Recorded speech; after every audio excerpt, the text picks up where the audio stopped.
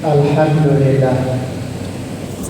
Alhamdulillahil qail nahnu naqussu 'alaika naba'ahum bil haqq innahum fityatun amanu bi rabbihim fazidnahum hudan wa rabbana 'ala qulubihim idh qamu faqalu rabbuna rabbus samawati wal ardh lan nad'uwa min dunihi ilaha laqad qulna idzan syatata. Asyhadu an la ilaha illallah wahdahu la syarika lah wa asyhadu anna Muhammadan abduhu wa rasuluh. Allahumma shalli wa sallim ala sayyidina Muhammad wa ala alihi wa ashabihi ajma'in. Amma ba'd. Wa ya ayyuhal muslimun ittaqullah usikum wa iyaya bittaqullah faqad fazal muttaqun. Qala Allah ta'ala ya ayyuhalladzina amanu taqullaha haqqa tuqatih wa la tamutunna illa wa antum muslimun. Sidang jemaah yang dirahmati Allah, marilah kita sama-sama meningkatkan usaha ketakwaan kita kepada Allah Subhanahu wa taala dengan bersungguh-sungguh melaksanakan segala perintahnya dan meninggalkan segala larangan.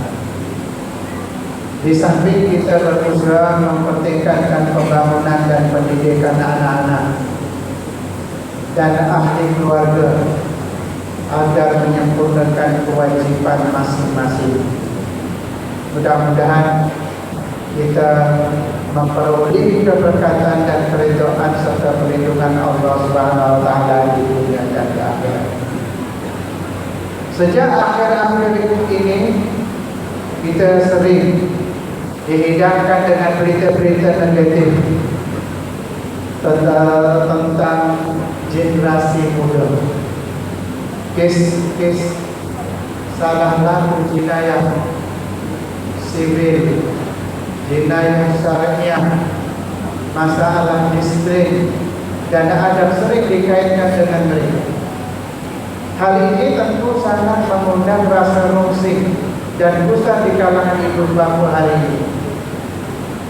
Generasi muda hari ini adalah cermin wajah negara akan datang. Menurut Profesor Dr. Yusuf Al-Qaradawi, seorang sarjana dan pemikir Islam yang tersohor dan disegani masa kini, katanya, apabila kita hendak melihat wajah negara pada masa hadapan, lihatlah generasi mudanya pada hari ini. Sekiranya golongan muda pada hari ini adalah dari kalangan yang berakhlak dan berhimah tinggi, tentu negara kita pada masa akan datang adalah sebuah negara yang aman, makmur, baldatun thayyibatun wa rabbun ghafur. Tetapi jika keadaannya adalah sebaliknya, maka bersedialah untuk berhadapan dengan kemungkinan buruk yang akan berlaku. Seorang pemikir dan penyair terkenal Mesir, Syekh Ahmad Syauqi, pernah bermadah, wa innamal umamul akhlaqu ma baqiyat fa iza hum zahabat akhlaquhum zahabu. Sesungguhnya sesuatu bangsa itu kuat dan hebat kerana akhlaknya. Jika rosak akhlak mereka, maka bangsa itu akan lenyap dan hilang. Sedang di mana sekian dalam usaha kita mencari manhaj ataupun acuan sendiri untuk membina dan membangunkan generasi muda hari ini, dia menuntut perhatian yang besar dan bersungguh-sungguh dari semua pihak ada daripada segi kerajaan maupun rakyat. Namun begitu janganlah usaha itu hanya ala kadar sahaja, seperti melepaskan batu ke tangga ataupun tindakan secara bermusik. Sesungguhnya peranan dan tanggungjawab beliau pada hari ini adalah sangat penting dan utama untuk menjaga pembangunan negara bangsa dan cita-cita agama. Peranan dia hari ini bukan sekadar membina kerjaya atau melakukan aktiviti untuk memenuhi masa lapang dan hobi sahaja, tetapi warga belia sepatutnya turut sama menyumbang idea, masa dan tenaga ke arah pembangunan modal insan, menjadikan sebuah bangsa yang dihormati dan disegani persada dunia.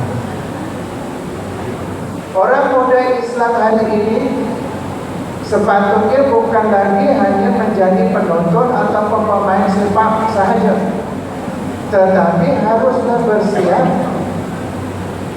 bersayupia untuk menjadi pemain utama dalam memajukan umat, untuk memimpin tamadun dunia dan menjadikan umat contoh.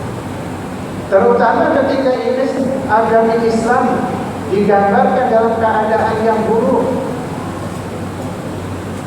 Gambaran suram wajah Islam hari ini semestinya dibetulkan melalui kekuatan ilmu, iman, akhlak, kekuatan pribadi, intelek, ekonomi, pemikiran, kebudayaan generasi muda pada hari ini. Sedang jemaah yang dirahmati Allah, peranan generasi muda sememangnya terselah dalam sejarah manusia sendiri. Golongan muda yang menjadi pelopor kepada suatu kebangkitan dan menjadi penggerak kepada urus perdana perubahan masyarakat dalam sejarah perkembangan Islam. Sejak ia bermula bertambah di Mekah sehingga berkembang di Madinah, golongan muda adalah yang banyak memainkan peranan utama, seperti sahabat Rasulullah SAW yang setia berjuang dan berjihad menegakkan kalimatullah di muka bumi. Lihatlah nama-nama yang besar seperti Sayyidina Ali, Sayyidina Utsman, Abdurrahman bin Auf, Ibnu Zubair, Ibnu Abbas, dan ramai lagi sahabat-sahabat yang menjadi pendorong utama dan jentera penggerak pembina tamadun Islam.